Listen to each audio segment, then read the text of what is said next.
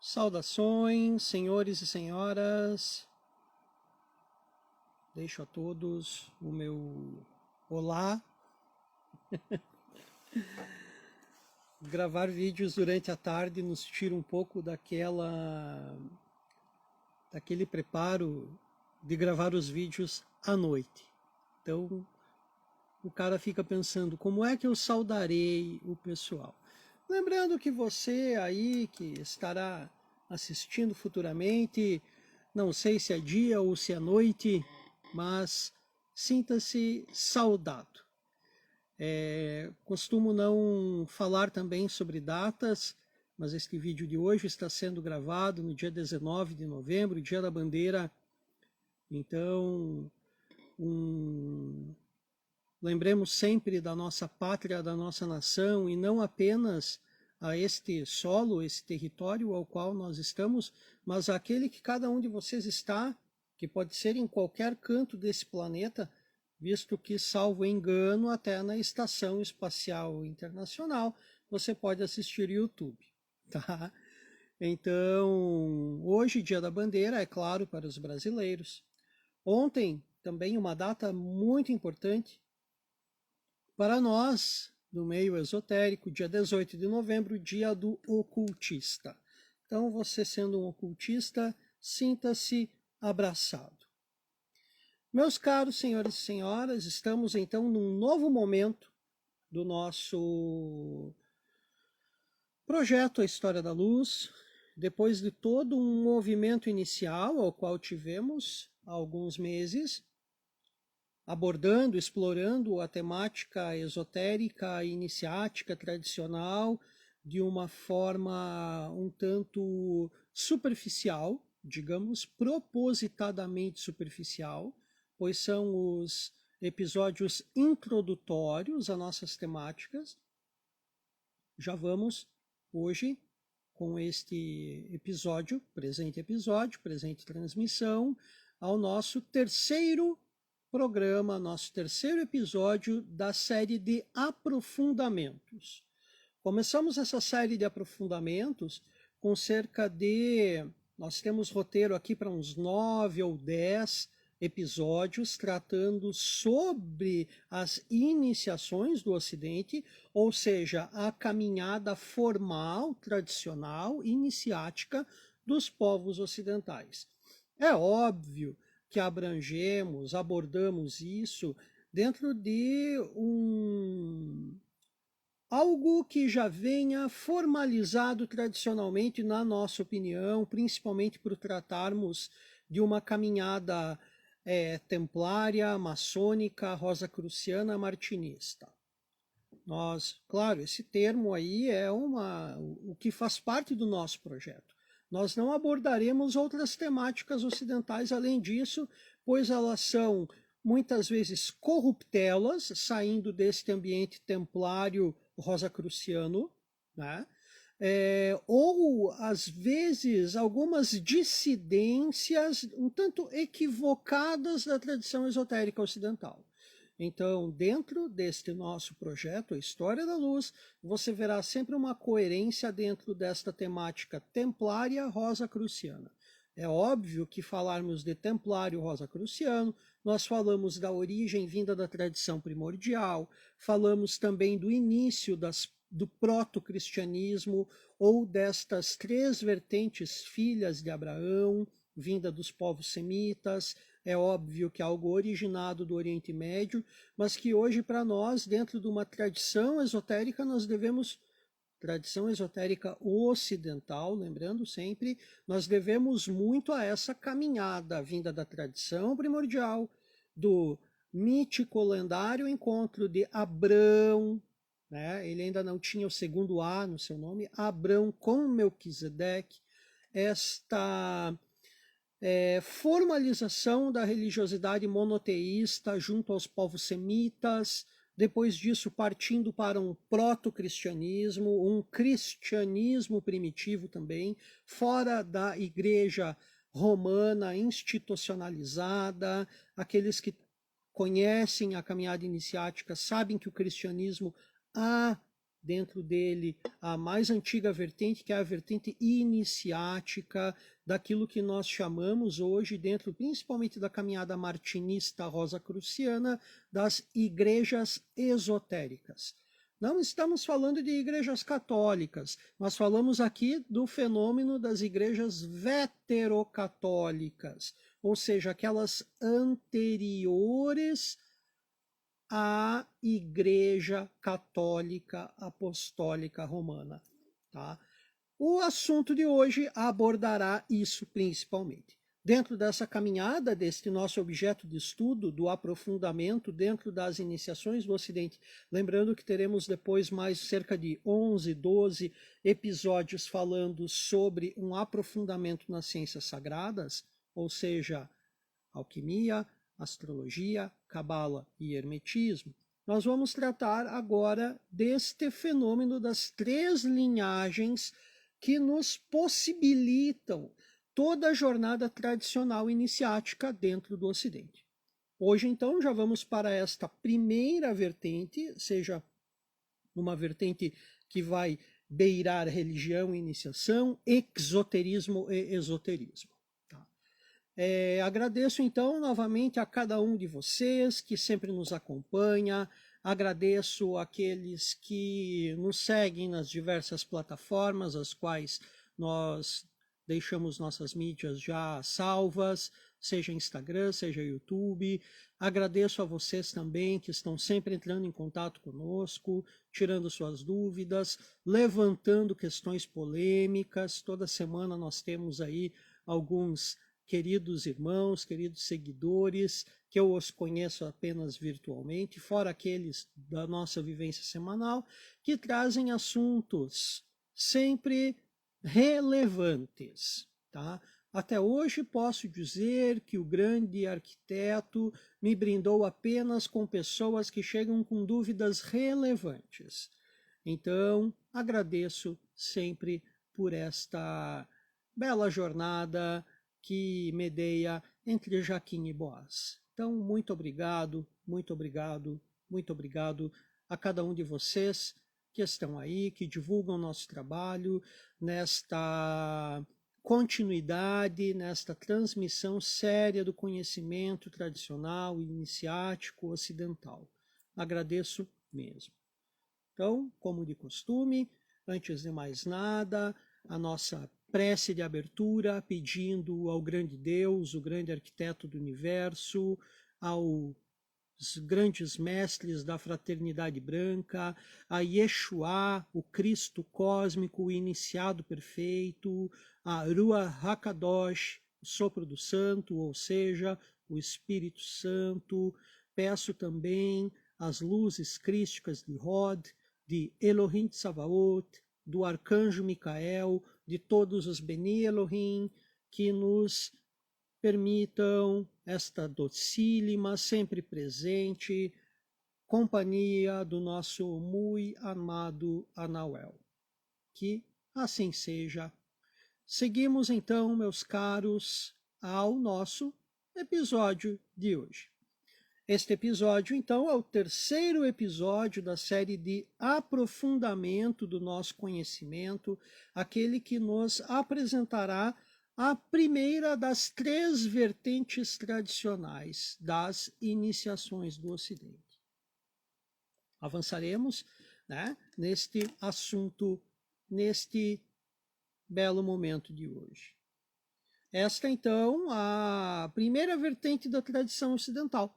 Ou seja, mesmo que ela não possua assumidamente em seu revelado, não sei se deu uma travada aqui, vejamos, se aconteceu, me perdoe.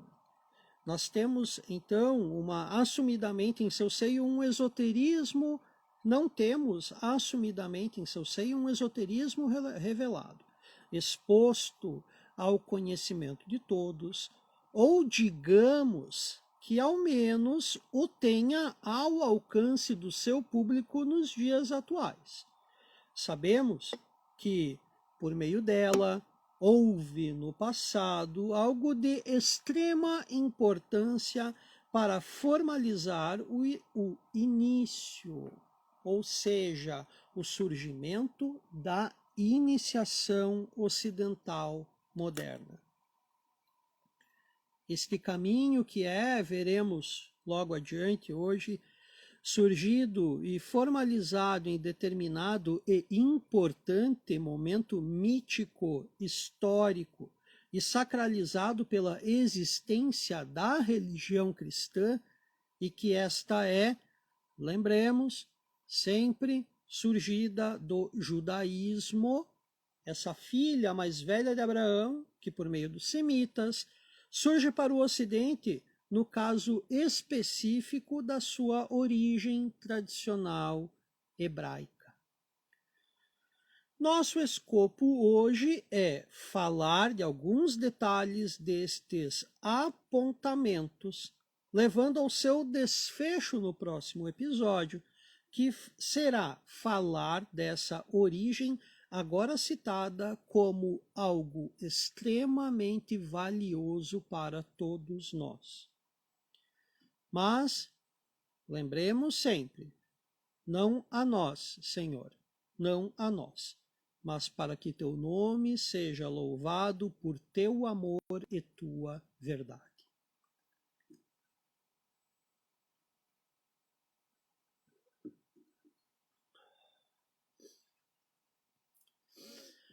A igreja é a mais velha, ativa, comum e conhecida instituição religiosa pertencente ao cristianismo. E, com isso sabido, é necessário apresentar a vocês, ou se não trazer a lembrança, que essas informações são mais antigas que a sua instituição no ano 380 como a religião oficial de Roma pelos KKK próprios romanos. Também é necessário expor que, por meio deste ato, foi tornada a religião da maior parte do Ocidente Antigo e de uma parte do Oriente Médio. Yeshua nos traz algo de grande importância a este respeito no Evangelho de São Mateus. Abre aspas. Eu te digo também que tu és Cefas, e sobre esta rocha edificarei a minha igreja, e as portas do Sheol não a vencerão. Cefas, ou Cefas, como alguns preferem, era o segundo nome de Simão. Cefas significa pedra, por isso Simão Cefas, ou o nosso conhecido Simão Pedro. Esse momento mítico histórico aponta que a Igreja de Cristo foi então fundada simbolicamente sobre uma base sólida, ou seja, sobre uma rocha. E é este atributo de Pedro que apresenta a base que sustenta toda a religião, toda a tradição cristã deste momento citado, ocorrido lá na Cesareia, onde então acontece oficialmente a fundação da igreja. Uma igreja, meus caros, é a casa de uma religião. Com isso, não quer dizer que a religião foi fundada naquele momento, mas a casa desta religião. É algo paradoxal para nós debatermos. Tá? Nós vamos sempre confundir, mas o cristianismo, a religião cristã, possui dentro dela diversas igrejas, ou seja, diversas vertentes específicas para um povo, para uma linha de pensamento, para uma filosofia específica, às vezes com algumas questões de cosmovisões um pouco diferenciadas, mas isso faz parte das tradições criadas pelos seres humanos. Lembrando, nós tivemos em algum ponto um povo que considerava que o seu para-frente era o norte e outro povo que em determinado momento considerava que o seu para-frente era o sul. Estando de frente para o sul, o sol nascia à sua esquerda. Estando de frente para o norte, o sol nascia à sua direita. Então aqui pode parecer uma coisa sem sentido, mas lembrem de algo que surgiu há muito tempo atrás, algo que vem a originar visões dentro da própria tradição primordial. Mas avancemos, antes de nos perdermos nisso. Lembrem que religião é uma coisa, iniciação é outra. Esoterismo é uma coisa, exoterismo é outra coisa. Religião é uma coisa, igreja é outra coisa. Uma depende da outra? Claro, uma depende da outra, mas uma não condiciona a outra. Ok? Avancemos. Continuando, então, essa fundação oficial da Igreja do Cristo, lembrando que o Cristo já fazia parte de uma igreja, né? Uma igreja proto-cristã ou pré-cristã. Isso fica sempre muito alheio a nosso pensamento, mas a própria tradição nos traz esses dados e nós avançaremos nesse quesito logo mais, neste mesmo episódio de hoje e no próximo episódio. Perfeito? Acontece então oficialmente a fundação da Igreja do Cristo. E percebam que aqui ainda segue a apresentação da missão de Pedro, onde Yeshua, o Cristo, ou seja, Jesus, continua, abre aspas, eu te darei as chaves do reino dos céus, e tudo o que atares na terra será atado nos céus, e o que soltares na terra será solto nos céus.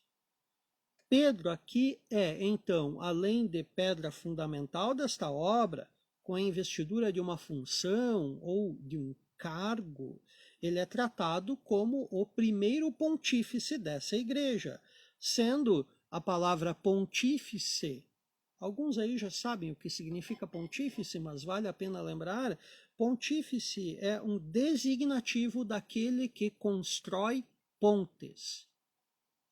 No caso, das pontes entre os céus e a terra. Aqui a gente pode até falar de uma situação objetiva, como um pontífice, um construtor de pontes, a própria função, e trazendo para o subjetivo ou até o esotérico, pontífice como aquele que une os céus e a terra pela sua presença, pela sua palavra. Algo que a religião cristã está mal das pernas com o seu atual pontífice. A religião católica, perdão. Enfim, avancemos. Né? Não quero arrumar briga com os católicos, todo episódio eu dou uma alfinetada nos católicos, mesmo respeitando muito essa tradição. Meus queridos, vocês não moveram um dedo para tirar a gente da fogueira. Não adianta vir anos, séculos depois, dizer que a igreja em momento algum condenou os templários. Se não tivesse condenado mesmo, tinha movido um dedinho. Mas enfim, as coisas acontecem também por decreto cósmico. Hoje a gente gosta de uma fogueira, né?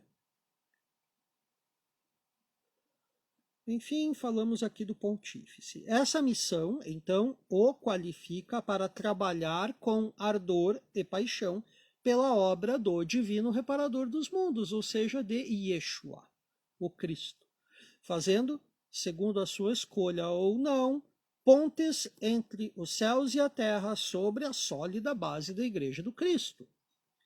A Igreja tem assim em Pedro o seu primeiro Papa, e o trono papal é, portanto, chamado de Cátedra de Pedro, ou Trono de Pedro. Olhem que interessante esse fato. Pedro foi morto devido a uma perseguição promovida contra ele por Nero, imperador romano. Olha que interessante. Aproximadamente do ano 65 de nossa era. Pedro foi condenado a ser crucificado, mas a seu pedido foi crucificado de cabeça para baixo, pois ele não se considerava digno de morrer da mesma forma que seu mestre havia morrido. Não que fosse algo digno, mas acredito que ele pensou em algo para morrer mais rápido mesmo.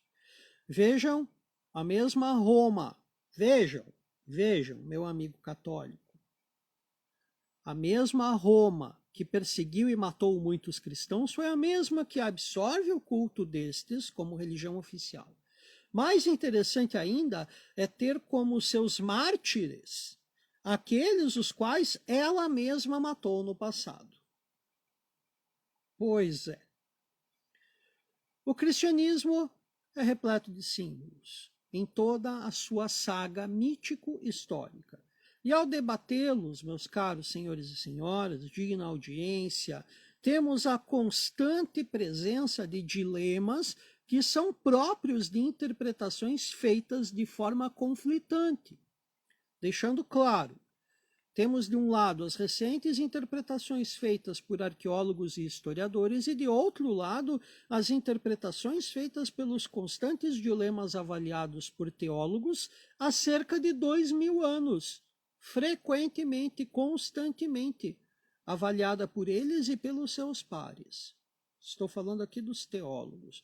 Dos cientistas, enfim, vamos cuidar, né, o que falamos dos cientistas. Debates que quase sempre questionam dogmas que são tradicionais e imutáveis dessa grande religião e que se perdem, por esse motivo, no terreno da lógica e da clareza científica. E por que é que isso acontece? A resposta não é simples de ser aceita, principalmente pela bancada científica, pois a resposta está ligada à subjetividade da relação entre os seres e a religião, e é da fé daqueles que creem nestes dogmas da religião cristã que estamos falando. A polêmica dos debates é nova no setor científico, mas ela é muito antiga no terreno da teologia. Neste ponto, o fato, por mais improvável que seja, é fundamentado e defendido pelo dogma original. E este, mesmo que absurdo, é imutável, pois carrega uma profunda carga simbólica que fundamenta a estrutura teogônica, teológica, cosmogônica, cosmológica do ethos religioso em questão. Como a questão do nascimento virginal ou da ressurreição dos mortos, que mesmo desacreditados e ainda não explicados pela ciência atual, ao possuir fé no dogma, é inquestionável ao fiel a veracidade destes fatos. Estamos falando de um outro nível de realidade. Quando partirmos ao aprofundamento dos episódios sobre as ciências sagradas, nós vamos nos ater bastante ao assunto objetividade e subjetividade. Mas aqui nós estamos falando de uma realidade inquestionável, pois ela abrange o subjetivo, ela tem profunda ligação esotérica, ela explica acontecimentos místicos dentro de uma religião. Estamos falando aqui do fenômeno da fé. É óbvio que Eliphas Levi nos traz aquela velha frase, né? Senhores, o que vós tem provado, vós não mais o credes, agora vós o sabeis. Quando você coloca a fé, a crença à prova, você não crê mais naquilo, você está sabendo sobre aquilo. Este é um ponto de um debate filosófico muito profundo, mas sempre nos cabe ter a maior franqueza em trazer esses pontos para vocês. Aliás, meus caros, sempre que desejarem, entrem em contato, levantem suas dúvidas, tanto aqui no nosso chat do documento da transmissão que é feita no Instagram. Usem e abusem ali dos comentários para trazer situações. No próprio YouTube, mandem perguntas. No YouTube também nós temos lá o endereço de e-mail para aqueles que desejarem. Temos também o nosso canal no Telegram, sabe? Podem chamar de forma privada, fiquem à vontade para levantar questionamentos, tá? Gostamos muito dos questionamentos pertinentes. Voltamos a dizer, se algo não é pertinente, talvez vou tentar da melhor forma possível dizer que isso não compete ao escopo do nosso projeto, tá? Avancemos. Diferente, estamos falando então da inquestionabilidade de um dogma, por quê? Porque ele tem uma realidade subjetiva por trás. É óbvio que falarmos de uma situação de um nascimento virginal, a ciência já fala que isso é possível, né? A ressurreição dos mortos, temos inúmeros fatores por trás. Cristo foi iniciado em tradições do Oriente, ele foi para a Índia, ele teve contato, foi iniciado, criado pelos essênios, já vem de uma dinastia essênia por meio tanto do pai terreno quanto de sua mãe. Temos aqui inúmeras situações que, se abordarmos, esquecermos às vezes algumas situações de tradução de documentos ou até de técnicas muito antigas que eram conhecidas pelo Cristo, muita coisa pode se explicar. Mas daí voltamos àquela frase de Eliphas Levi: nós não mais o cremos, agora nós o sabemos. Diferente se ocorrer no cotidiano, que é algo que provavelmente, possivelmente será explicado pela ciência, mas mesmo o assunto dos dogmas sendo muito interessante, não é sobre isso que nós vamos tratar aqui. Aqui abrimos espaço para aprofundar ainda mais um pouco a nossa questão e podemos aproveitar para exemplificar como na figura daquele que não aceita o olhar místico, esotérico da sua religião, onde crê apenas no que é exposto e apresentado a ele de forma exotérica pelo dogma, que já é bastante para ele, que tem ele uma abordagem unicamente objetiva e literal do dogma. Lembrando, estamos tratando do cristianismo perfeito, mas estamos tratando do cristianismo esotérico, estamos partindo para a iniciação. Não estamos falando do cristianismo como religião nesse ponto.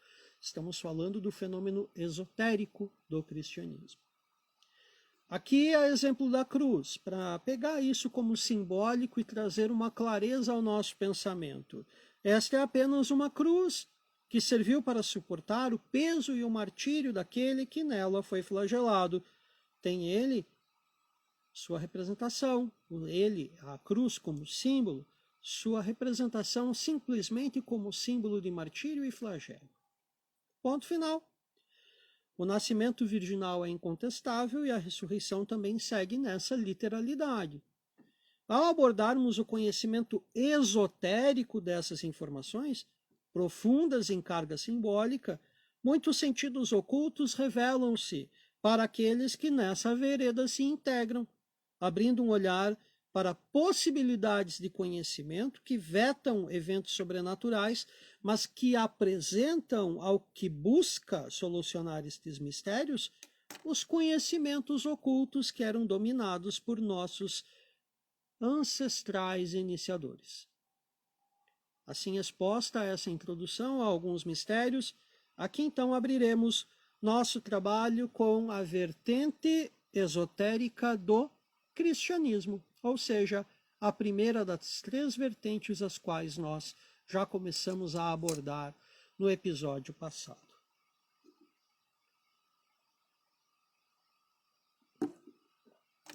Obviamente, ao falarmos do cristianismo iniciático, é impossível nós não tratarmos de um proto-cristianismo ou de um cristianismo primitivo.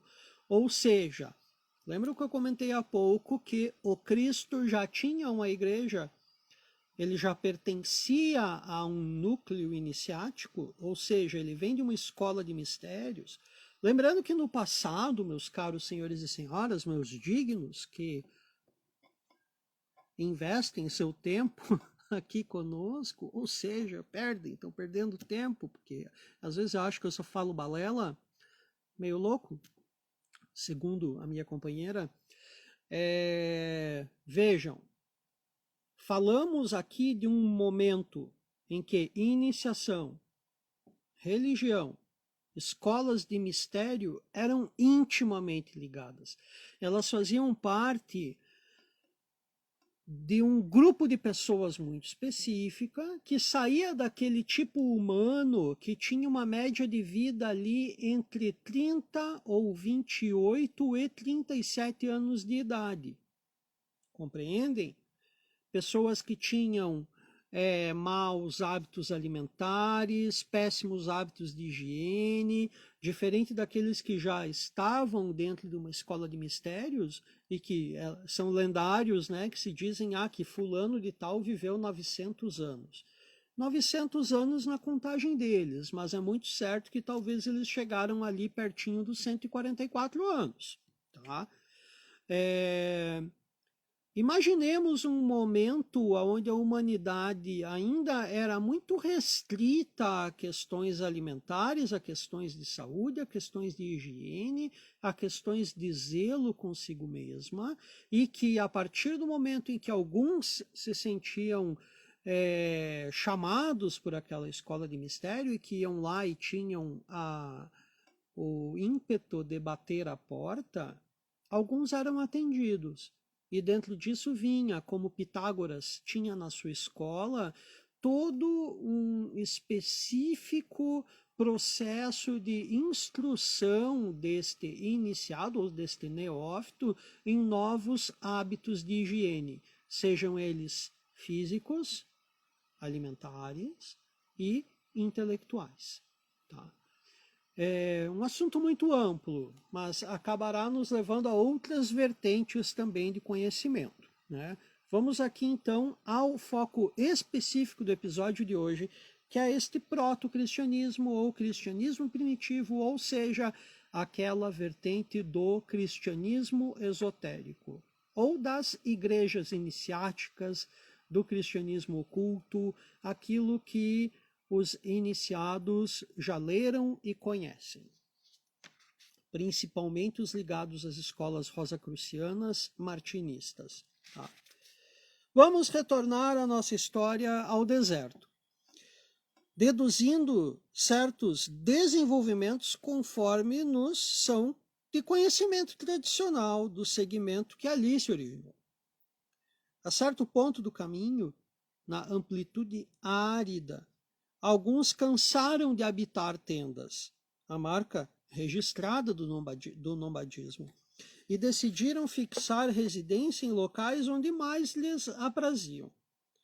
O pastoreio poderia ali então ser tornado definitivo, assim como o desenvolvimento de determinadas práticas, técnicas agrícolas de cultivo em maior escala, e que em determinados momentos já era praticada por alguns nômades em suas moradas provisórias, na extensão de suas idas e vindas. É certo que, diferente do que ocorreu com aqueles que decidiam ficar, determinados grupos ainda escolheriam avançar, ainda como nômades, até o momento em que o cansaço ou a escolha do local adequado se apresentassem.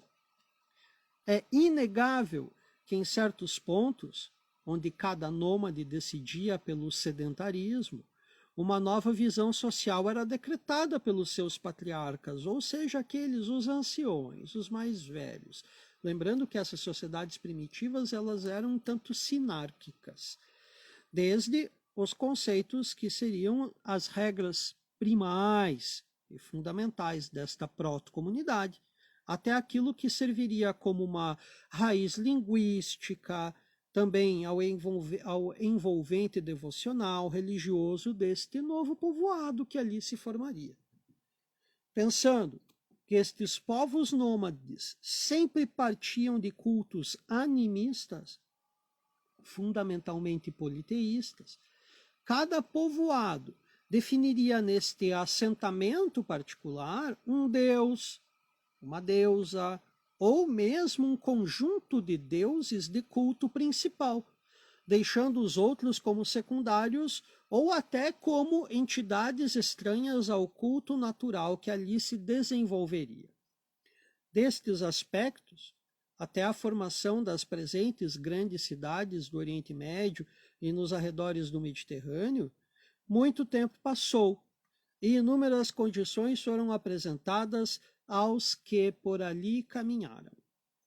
Desde a definição de mitos até a estrutura material e social das cidades, eram pontos que levaram milênios até que fossem definidas ou formalizadas, como raças e religiões, e com peculiares condições sociais, castas, sacerdócio, milícias, enfim. Continuando com as deduções tradicionais de nossos historiadores do mundo antigo, vamos nos ater aos já citados anteriormente, os terapeutas do deserto. Falamos deste povo, ou melhor, deste grupo, em nosso primeiro programa deste novo estudo, sendo um povo, um grupo de tradição monástica, exclusivista e isolado do mundo comum. São tidos como representantes de uma tradição de origem nômade.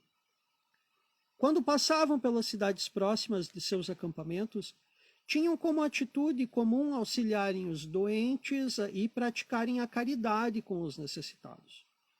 Pouco era sabido pelos moradores da cidade sobre eles, visto que pouco era dito e sabido sobre quem verdadeiramente estes eram. Quando alguém desejava, por um chamado interior, se unir a estes, habitualmente saíam sem rumo na imensidão desértica, sabendo que hora ou outra iriam encontrar um deles ou um de seus acampamentos. Quando ali chegavam, eram encontrados, eram duramente inquiridos e testados para que o verdadeiro motivo se revelasse neste que buscava esse caminho. Em caso de aceitos, de aprovados, eram instruídos a retornarem até as suas cidades, doarem tudo aquilo que tinham, se despedir de seus familiares e voltar para onde passariam muito tempo estudando e aprendendo sobre a tradição, as técnicas de cura, os demais aspectos místicos dessa tão enigmática tradição dos terapeutas do deserto, além de hábitos alimentares, artesanato. Era muito comum que esses povos do deserto eles praticassem a feltragem para o feitio de suas roupas com lã. Eles muitas vezes iam até as cidades para vender lã e voltar com alimentos ou coisas muito específicas. Os essênios foram uma destas tradições de terapeutas. Uma delas, existiram inúmeras. Muitas delas, ou ousaria dizer talvez quase todas, originadas dos Querirebes.